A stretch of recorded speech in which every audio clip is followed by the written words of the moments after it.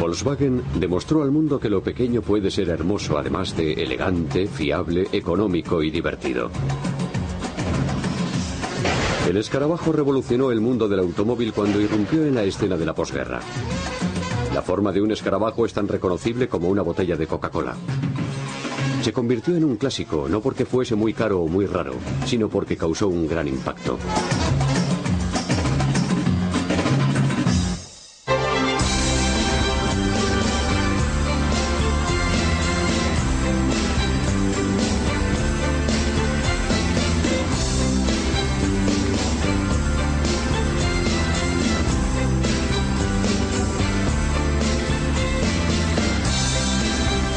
Grandes coches.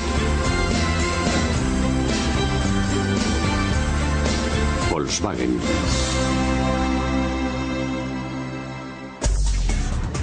Hoy Volkswagen es una de las empresas más grandes del mundo. Sus fábricas y concesionarios se reparten por todo el globo. La marca Volkswagen no representa más que una parte de un gigante global del automóvil.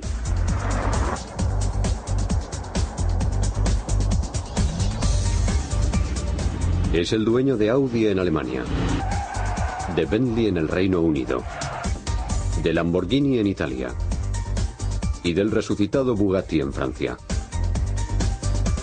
Cuando empezó, nadie podría haberse imaginado que Volkswagen reuniría esta selección de marcas tan asombrosamente diversa. La empresa empezó a formarse en Alemania durante los años 30. Era una época turbulenta, pero los fabricantes de automóviles alemanes demostraban una fortaleza increíble, especialmente en las pistas de carreras. Las filiales alemanas de Ford y General Motors vendían más coches en Alemania que ninguna otra empresa. Pero los dos grupos alemanes, Mercedes-Benz y Auto Union, dominaban las carreras de Grand Prix.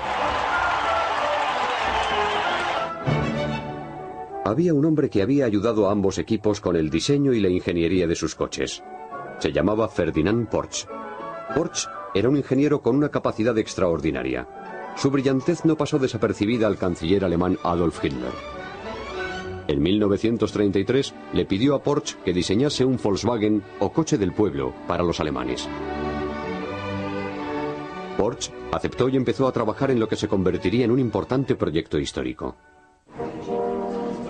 Admiraba a Henry Ford y conocía el impacto que el Ford T había tenido en Estados Unidos.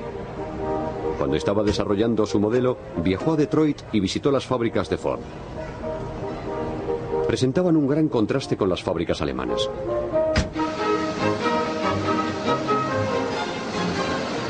Aunque había empresas como BMW que fabricaban coches pequeños como el Dixie, en Alemania nadie había fabricado un coche económico producido en masa que equivaliese al Ford T.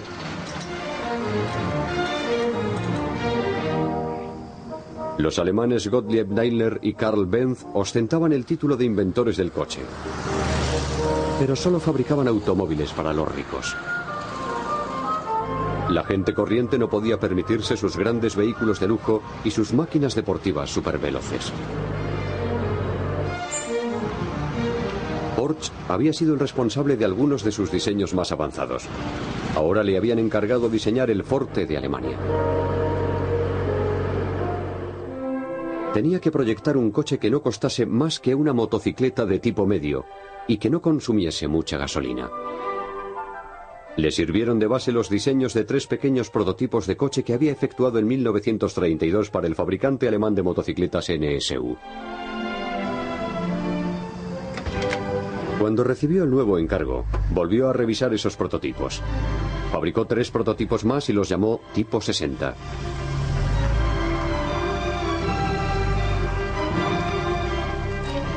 Porsche todavía estaba buscando el motor apropiado para estos coches sencillos, ligeros y aerodinámicos.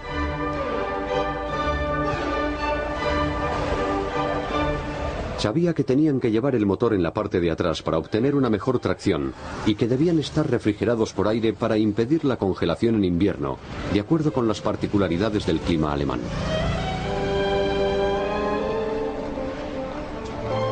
Hacia febrero de 1936, Porsche había diseñado 3 prototipos más. Disponían ya del motor básico de 4 cilindros que se convertiría en el motor de 20 millones de Volkswagen. Con los prototipos se efectuó una prueba de 48.000 kilómetros a través de los Alpes y de las nuevas autopistas alemanas.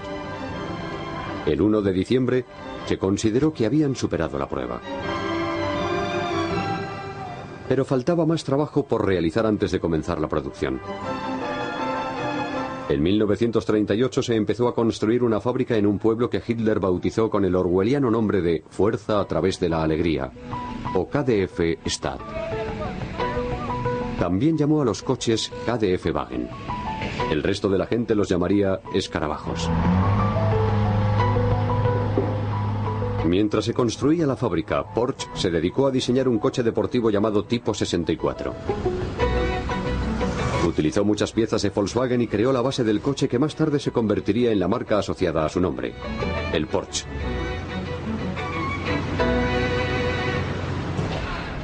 Sus sueños de un coche de carreras y el futuro del Volkswagen quedaron interrumpidos cuando Hitler se puso al mando de sus ejércitos e invadió Polonia en septiembre de 1939. No se pudo atender los miles de pedidos que se habían recibido. Las pocas unidades que se habían fabricado fueron a parar a las autoridades del partido nazi. El resto del país tendría que esperar hasta el final de la guerra. Cuando la guerra terminó en 1945, Alemania estaba en ruinas. Su cuenca industrial había quedado arrasada. Y la fábrica de Volkswagen no había sido la excepción. Las autoridades militares británicas necesitaban medios de transporte y un joven oficial, Ivan Hearst, decidió intentar reconstruir las instalaciones de Volkswagen. De entre las ruinas surgió una fábrica viable y productiva. Con un pedido inicial del ejército británico de 20.000 coches, Hearst puso la fábrica a trabajar a pleno rendimiento. En octubre de 1946 ya había fabricado 10.000 Volkswagen. Enseguida se hizo patente que se trataba de un negocio rentable. Los británicos contrataron a un auténtico empresario, Heinrich Nordhoff, para dirigir Volkswagen. Además se dieron cuenta de que la empresa necesitaba inversores. Se ofreció a la Ford Motor Company la oportunidad de adquirir Volkswagen. Se dice que Henry Ford II, nieto del hombre al que admiraba Ferdinand Porsche, afirmó: "No creo que lo que nos están ofreciendo valga un comino". En su lugar, Ford decidió reconstruir su propia filial alemana, Taunus. Es interesante especular con lo que hubiese ocurrido si Ford se hubiese hecho entonces con Volkswagen. Nordhoff se dio cuenta de que existían desafíos y dijo: "El escarabajo tiene tantos defectos como pulgas un perro". Pero la demanda de coches se incrementó a medida que se recuperaba la economía alemana. Un Volkswagen nuevo o usado era una buena compra para la gente que necesitaba un medio de transporte básico. A la rápida transformación de posguerra del país se la denominó el milagro económico alemán. Y Volkswagen marchaba a la cabeza de esa recuperación. Hacia 1948, la alta calidad y bajo precio de Volkswagen ya destacaban entre las demás marcas. Nordhoff, al igual que Henry Ford, decidió que solo fabricaría un modelo, pero que lo fabricaría bien y solo efectuaría los cambios de diseño e ingeniería que fuesen necesarios. Nordhoff rechazó la idea de sacar cada año un modelo nuevo. Esa era la tendencia en Estados Unidos, donde se pensaba que los coches eran mejores cuanto más nuevos, llamativos y grandes resultasen. Sin embargo, los cambios eran puramente cosméticos, y bajo la carrocería metálica que se presentaba cada otoño, no se escondía nada nuevo. Detroit se dedicaba a vender más chicha que carne.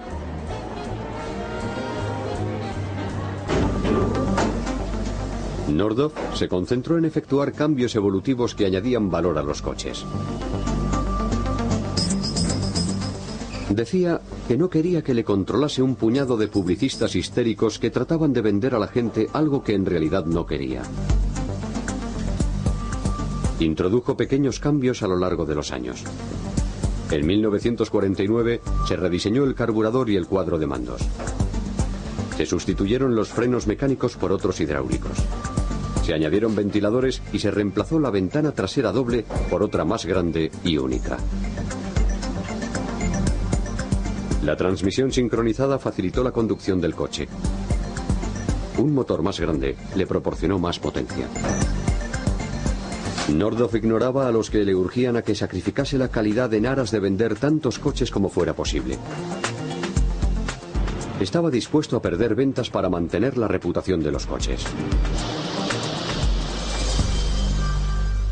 Esta firme estrategia parecía funcionar. La gente compraba sus coches espartanos y resistentes.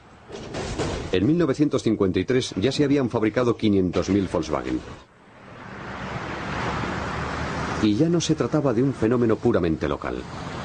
Se exportaban a 86 países. Un país en el que la escarabajomanía tardó en cuajar fue Estados Unidos. Pero Nordhoff estaba decidido a penetrar en el mercado automovilístico más grande del mundo. En Estados Unidos solo se había vendido una cifra minúscula de Volkswagen. Las importaciones las encabezaba un pequeño coche deportivo británico, el MG. Era un deportivo divertido con algunos problemas mecánicos, pero con un cierto encanto. El coche extranjero más de moda en ese momento era el Jaguar. Las ventas a Estados Unidos obligaban a la fábrica británica a trabajar 2 turnos. Incluso así, los clientes tenían que esperar entre 4 y 6 meses para recibir sus pedidos.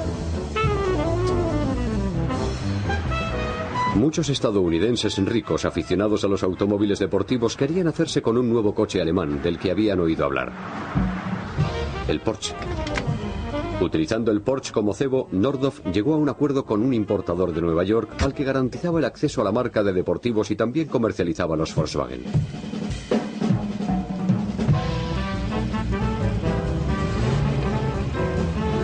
Así se abrió la puerta al mercado norteamericano.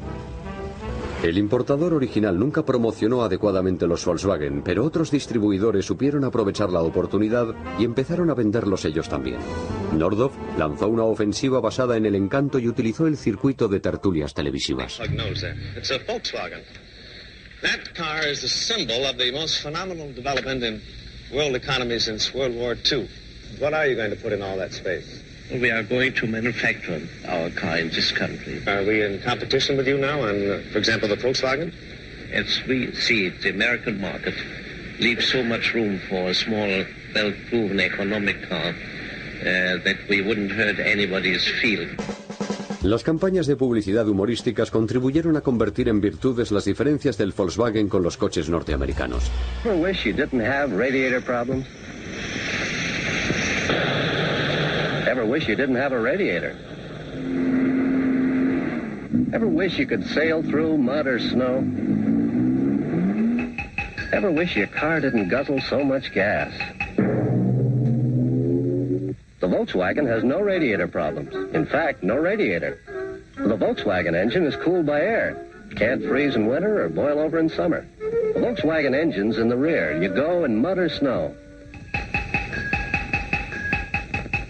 The Volkswagen cuts most gas bills in half. Ever wish you owned a Volkswagen?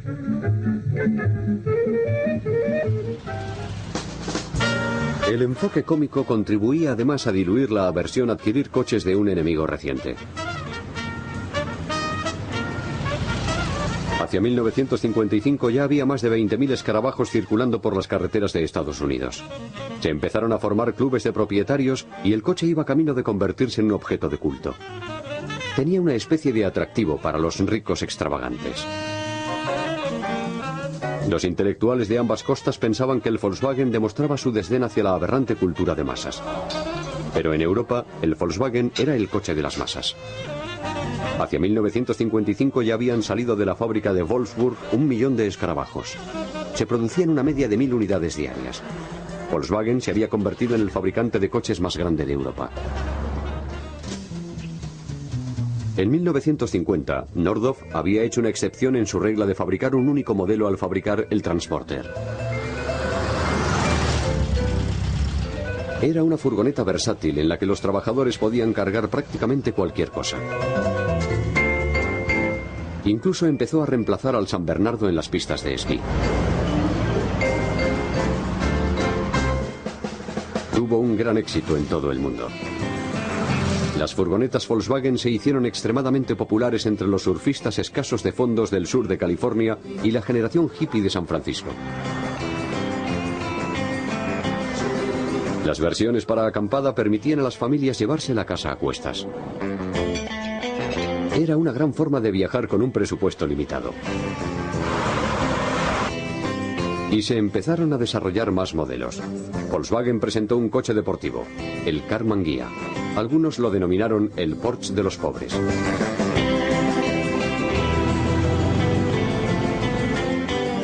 Y en 1961 Volkswagen lanzó el 1500. Era su primer modelo nuevo de 4 plazas. Tenía un aspecto más contemporáneo que el escarabajo, pero le faltaba su encanto. Otros sucesores al trono fueron también descartados.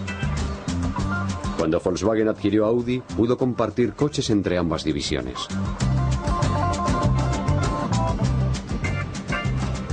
Fue lo que se hizo por primera vez en 1973 con el Passat procedente de Audi. Pero este nuevo sustituto del escarabajo volvió a fallar. Mientras Volkswagen buscaba una nueva estrella, otros estaban encontrando nuevos usos para el escarabajo. Dos subculturas californianas, la del surf y la de los coches, se unieron para crear el buggy de playa. El más famoso de ellos, el Meyer Manx, lo fabricó Bruce Meyer. Los Manx se fabricaban utilizando fibra de vidrio, el mismo material que empleaban los surfistas en sus tablas de surf y catamaranes. Quitaban al Volkswagen su carrocería tradicional y la reemplazaban por una especie de bañera larga y baja. Los pequeños motores proporcionaban una gran potencia en vehículos tan ligeros. Como consumían poca gasolina, sus dueños tenían más dinero para comprar cerveza y otros productos de primera necesidad. Además, el concepto de motor trasero de Porsche proporcionaba a los buggy una tracción superior a la de un coche convencional. Así podían salirse de la carretera y descubrir zonas inaccesibles donde hacer surf en México. Como a Meyer le gustaban las carreras tanto como el surf, empezó a competir con sus colegas de buggy. Sus aventuras y desventuras dieron lugar a un nuevo deporte, las carreras todoterreno.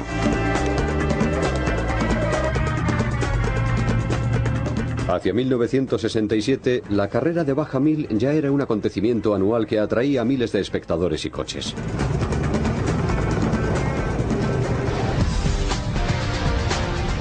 El buggy de playa dio origen al Baja Bug y el deporte continuó prosperando.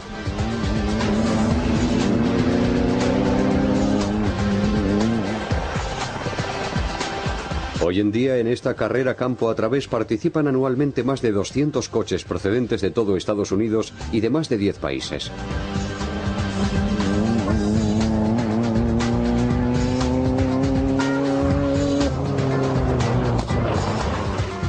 Ya no está restringida solo a Volkswagen, pero el mayor contingente de participantes sigue estando compuesto por Baja Bugs.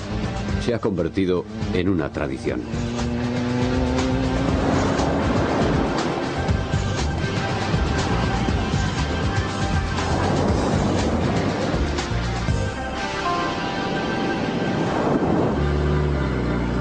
A finales de los años 70, Volkswagen decidió que el Golf podía sustituir al escarabajo.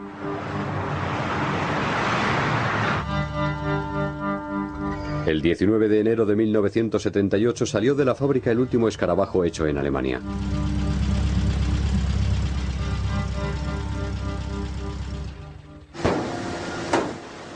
Pero todavía se siguió fabricando en muchos sitios, como en la gran fábrica de Ciudad de México que producía más de 40.000 escarabajos clásicos al año.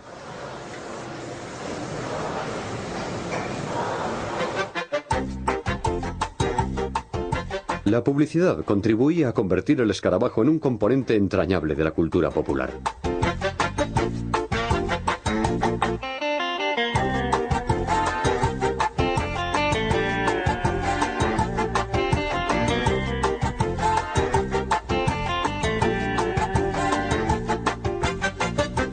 Estos escarabajos espartanos llegaron a ser el Forte de México.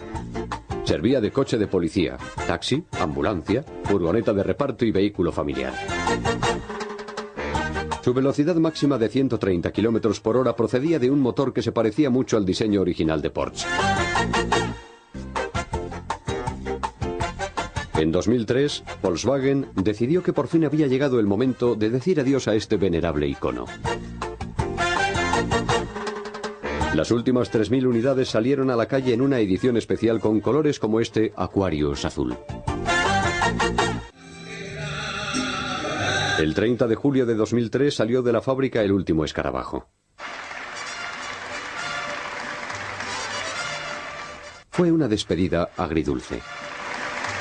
Durante su larga existencia se habían fabricado más de 21,5 millones de unidades.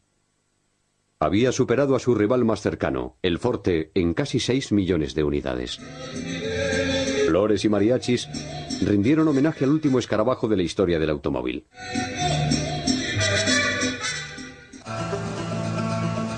La moderna fábrica de México se encargaría de fabricar la quinta generación de Golf para exportar a Estados Unidos.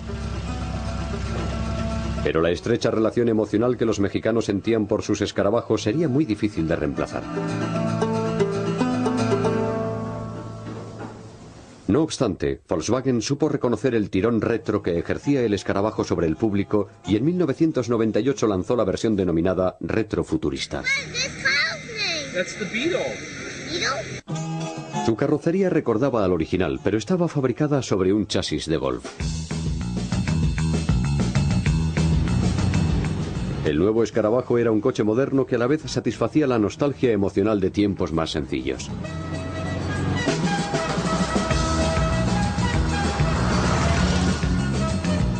Atrajo a los compradores jóvenes de corazón, a los que no les importaba destacar entre la multitud, gente con ganas de divertirse. Ofrecía mucho más lujo y rendimiento que el escarabajo original, pero no dejaba dudas sobre su ascendencia.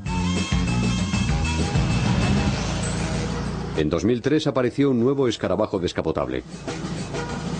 Volkswagen había fabricado sus primeros descapotables en 1949. Mucha gente había tenido su primera ocasión de conducir a cielo abierto en uno de ellos.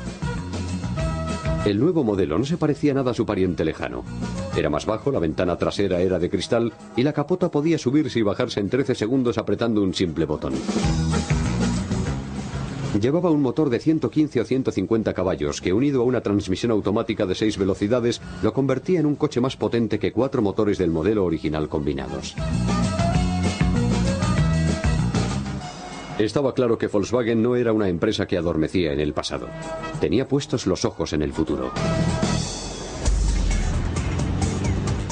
Y la historia del escarabajo todoterreno puede formar parte de ese futuro. Inspirada en los Meyer-Manx y los Baja-Bugs, Volkswagen creó el Dune. El concepto en el que se basó es el de un coche de techo abierto que navega por las dunas. Es un escarabajo que puede llevarte más allá de donde termina la carretera. Para aquellos que no podían esperar al escarabajo todoterreno, Volkswagen creó el Touareg, un todoterreno con V8 opcional. Era una combinación de berlina de lujo y todoterreno diseñado para competir contra Land Rover, Lexus y otros todoterrenos de gama alta. Constituía otro indicador de lo lejos que había llegado la empresa que empezó fabricando coches de bajo coste para el pueblo. Las características del Touareg le permitieron participar en el Rally París-Dakar y obtener el premio Motor Tren 2004 al todoterreno del año.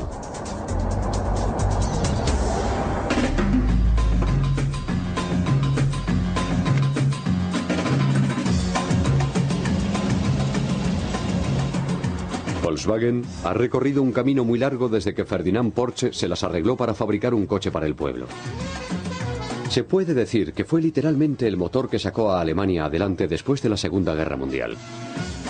Proporcionó a la contracultura estadounidense un símbolo al que adorar. Cautivó los corazones y las mentes de gente de todo el mundo con ironía y humor. Son coches que todavía dibujan una sonrisa en la cara de todo el que los ve. Puede que el escarabajo original sea historia, pero ha dejado su impronta en el mundo.